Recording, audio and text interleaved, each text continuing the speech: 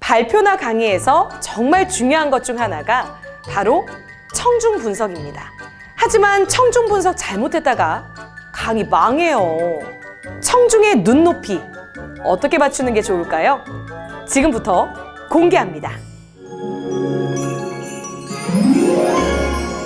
종종 이런 분들이 있습니다. 내가 평소에 내 전문 분야에 대해 초등학생들을 대상으로는 정말 자신 있게 잘 강의를 했었는데 어느 날 똑같은 강의 내용으로 이번에는 초등학생이 아니라 이 지역 교장 선생님들을 모시고 강의를 하라는 의뢰가 들어왔다면 갑자기 긴장이 됩니다. 교장 선생님?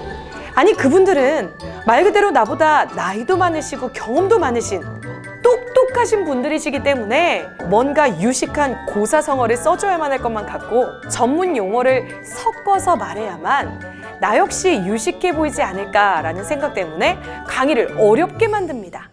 어려운 단어를 쓴다고 진짜 그분들의 눈높이를 맞추는 것일까요? 그렇지 않습니다. 어려운 단어를 많이 쓰면 결국 강의가 어려워지고 어려운 강의는 재미가 없습니다. 글도 마찬가지입니다. 어려운 단어가 너무 많아서 한 페이지 넘기는데 30분씩 걸리는 그런 글은 완독해내기가 어렵습니다. 누구나 쉽게 이해하고 공감할 수 있는 그런 강의를 만드셔야죠. 청중이 나보다 나이가 많거나 내가 생각했을 때 사회적인 지위가 높다고 해서 일부러 강의를 어렵게 만들 필요는 없다는 뜻이죠. 자, 그럼 청중의 눈높이 과연 어떻게 맞춰야 할까요? 첫째, 말투 따라하기입니다. 나이가 어리면 어릴수록 어린이들만의 말투가 있습니다. 선생님, 저 오늘 엄마랑 마트 가서 장난감 샀어요. 바로 말끝을 길게 끌며 말하는 것이죠.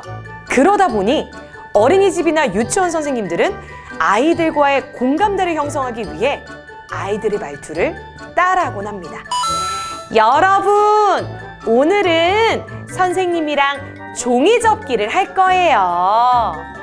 이렇게 자신의 말투와 비슷한 선생님을 보면 아이들은 금세 동질감을 느낍니다. 그래서 금방 친해질 수 있는 것이죠. 하지만 이 똑같은 말투를 고등학교 교실 혹은 대학교 교수님께서 쓰신다고 생각해 보십시오. 여러분, 오늘은 여러분과 생활과학을 배워볼 거예요.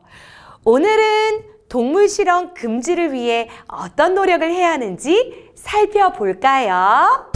어우, 생각만 해도 뭔가 어색합니다. 이렇게 아이들과 말할 때는 말끝을 길게 끌며 말하는 아투로, 어른들과 말할 때는 말끝을 스타카토처럼 딱딱 끊어 말하는 신뢰감 있는 말투로, 이렇게 말투로도 눈높이를 맞출 수 있다는 사실 꼭 기억하시기 바랍니다. 둘째, 청중에 맞는 사례 구성하기입니다. 청중을 분석하는 이유는 바로 공감을 얻어내기 위해서입니다. 청중의 연령대가 올라간다고 해서 무조건 강의를 어렵게 만들 필요는 없습니다. 청중의 연령대에 맞게 내가 전달하려고 하는 내용의 이해를 도울 수 있는 사례를 구성하셔야 하는 것이죠.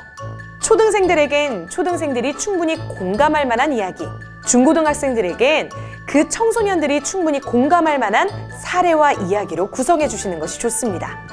반대로 같은 내용으로 강의를 하더라도 그 대상이 주부라면 주부들이 공감할 만한 사례로, 어르신들에게 강의를 한다면 어르신들이 충분히 겪었을 만한 사례와 이야기로 구성해 주시는 것이 좋습니다.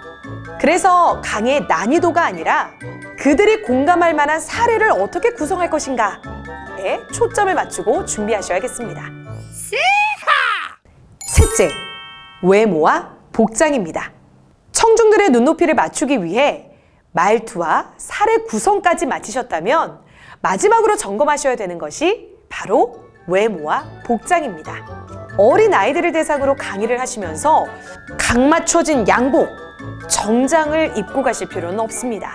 TPO에 맞는 적절한 복장으로 청중의 눈높이를 맞추는 것을 완성해 보시기 바랍니다. 청중의 눈높이 어렵게 생각하지 마세요. 청중의 눈높이에 맞는 복장, 눈높이에 맞는 말투, 그리고 청중들이 충분히 공감할 수 있을 만한 사례 준비만 잘하신다면 여러분도 명품 발표, 명품 강의 만드실 수 있으실 겁니다. 그럼 저는 다음 이 시간 더 즐겁고 유익한 스피치 이야기로 다시 돌아오겠습니다. 그때까지 안녕!